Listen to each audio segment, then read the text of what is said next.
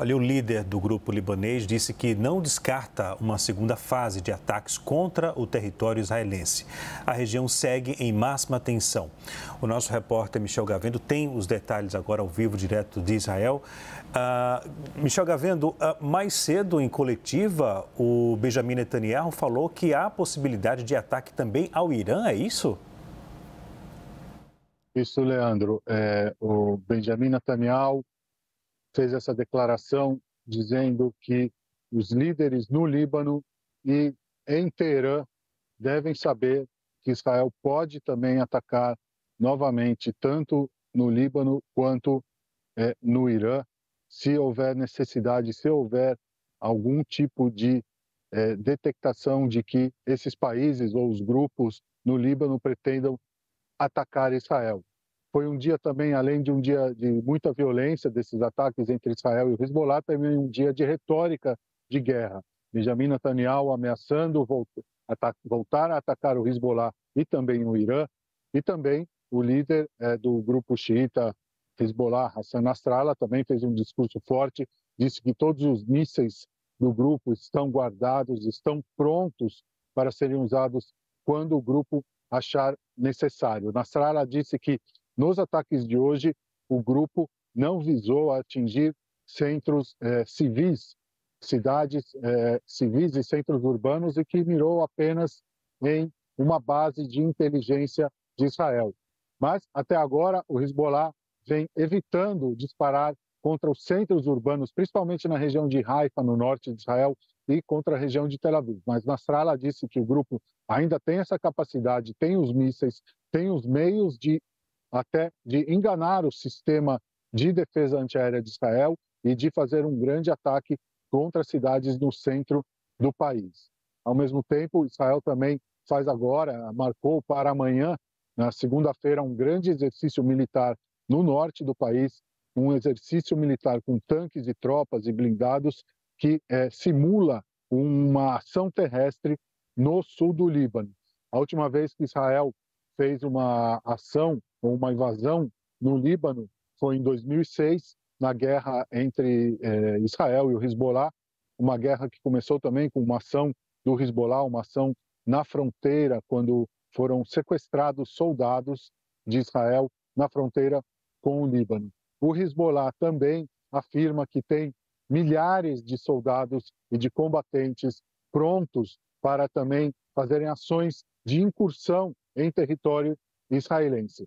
Israel afirma que já retirou a população civil, a maior parte da população civil da região de fronteira com o Líbano e que vai fazer de tudo para mudar o jogo, mudar as regras do jogo e trazer paz para aquela região e trazer tranquilidade para que os moradores possam voltar sem ter a ameaça de ataques do Hezbollah. Agora, hoje também, a Embaixada do Brasil em Beirute renovou o pedido para que os brasileiros que estão no Líbano saiam do país o quanto antes e também para aqueles que fiquem no país, para que evitem aglomerações, evitem as áreas de fronteira. Aqui em Israel, a embaixada também mantém o alerta para os brasileiros, pedindo para que se evitem as viagens não necessárias a Israel e para que os brasileiros que vivem no país, que mantenham os documentos em dia e que também evitem as áreas de fronteira e que fiquem atentos às orientações da Defesa Civil de Israel. A Embaixada do Brasil em Tel Aviv também não tem planos de retirada de brasileiros que vivem em Israel em caso de um conflito maior. No Líbano também pode haver retirada de brasileiros, mas em Israel a embaixada não tem planos de retirada. A gente lembra que em outubro, quando a guerra começou, a Força Aérea Brasileira mandou aviões para Israel, retirou milhares de brasileiros, turistas que estavam aqui e também brasileiros residentes em Israel. Segundo a embaixada, o número de brasileiros que vivem em Israel vai até 15 mil entre os brasileiros e os portadores de passaporte, que são familiares ou filhos e descendentes de brasileiros. Já no Líbano, segundo a embaixada, segundo Itamaraty, são 22 mil brasileiros que moram naquele país. Então agora começou a semana hoje aqui no Oriente Médio, amanhã, na segunda-feira, um grande exercício militar de Israel na fronteira com o Líbano. O chefe do Estado-Maior dos Estados Unidos está em Israel para discutir planos de ação conjunta entre israelenses e americanos e ameaça dos dois lados essa guerra que vem se aprofundando, já dura quase 11 meses, hoje atingiu o ponto máximo do conflito entre Israel e o Hezbollah e que há indícios de que pode piorar ainda mais, Leandro. Michel Gavendo, deixe-me ouvi-lo como repórter e também como correspondente aí em loco, no local. O grande temor e preocupação também no mundo é quando o Irã entra no conflito, porque o Irã é um barril de pólvora, para resumir, o tanto de perigoso que é o envolvimento desse país. E a gente sabe que o Hezbollah é financiado pelo Irã e também o grupo Hamas. Lá atrás, há alguns meses, houve ataques do Irã, né, no território de Israel. Israel também contra-atacou, mas agora, nesse momento que há ameaças ali por autoridades, não só do Benjamin Netanyahu, em relação ao Irã, qual a sua percepção do momento agora? Como é que você traduz e caracteriza esse momento agora dessas afirmações dessas autoridades, nesse momento agora na guerra? Olha, Leandro, a gente está agora num intervalo.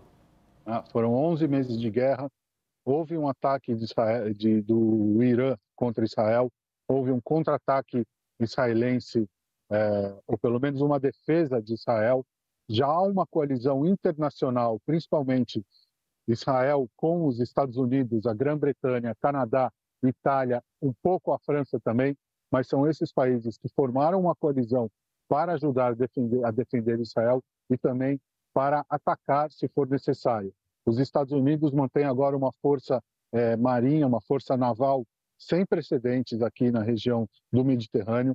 Todo o cenário aponta para uma guerra maior, uma guerra entre Israel e o Irã, talvez um ataque preventivo, como Israel chama, contra o Irã, contra instalações nucleares do Irã ou contra instalações militares do Irã. Então, a gente está agora em um intervalo em que houve um crescimento do conflito, um conflito maior entre Israel e o Hezbollah, e agora os dois lados medindo quais são os próximos passos. A guerra está longe de terminar, é uma tática também do Irã e dos grupos terroristas que o país apoia no Oriente Médio, de manter essa guerra com intensidades às vezes um pouco mais alta, um pouco mais baixa, porque isso provoca também um grande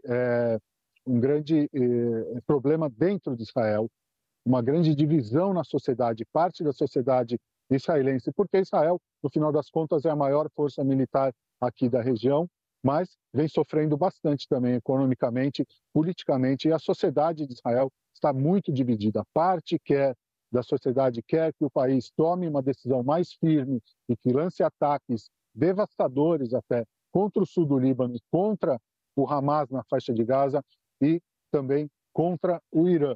Mas parte também afirma que Israel não pode fazer isso, porque o país já vem sofrendo consequências econômicas, quase não há turismo, o consumo caiu, o país está isolado também diplomaticamente no mundo, com muitas críticas, sofrendo acusações no Tribunal Internacional. O governo do presidente Benjamin Netanyahu também com muitos protestos, porque não consegue chegar a um acordo para libertar os reféns. No final das contas, dentro de Israel, a grande questão é dos reféns. São cerca de 80, nem se sabe o número exato de quantos reféns que foram levados no dia 7 de outubro ainda estão nas mãos do Hamas e quantos ainda estão vivos. Então, isso provoca um grande cisma, uma grande divisão na sociedade israelense. Agora, também há uma grande crítica dentro de Israel à liderança militar e à liderança política do país, por causa da falha que permitiu ao Hamas lançar também aqueles massacres, aquelas histórias horríveis que a gente ouviu no dia 7 de outubro do ano passado. Então, a gente tem agora Israel se preparando para um conflito maior, também o Hezbollah e outras milícias xiitas e o Irã se preparando para um conflito maior. Nós temos os dois lados se preparando para um grande conflito. Então, agora, como nós estivemos agora indo para uma segunda fase da guerra. O que vai acontecer em diante é difícil, porque aqui é o Oriente Médio. Um míssil, por acaso, se o Hezbollah consegue lançar e atingir uma região central de Israel e provocar grandes baixas, muitas perdas, muitas mortes civis, pode desencadear uma guerra regional de um momento para o outro. A gente tem também um grande esforço internacional para baixar as chamas, mas a perspectiva não é de final de conflito, é de continuidade, talvez com intensidades mais altas, mas pelo menos um conflito constante de baixa intensidade, pelo menos nos próximos meses. Leandro. Obrigado, Michel Gavendo. Qualquer informação, por favor, pode acionar a gente que você retorna daí ao vivo, querido. Se cuide aí, tá certo?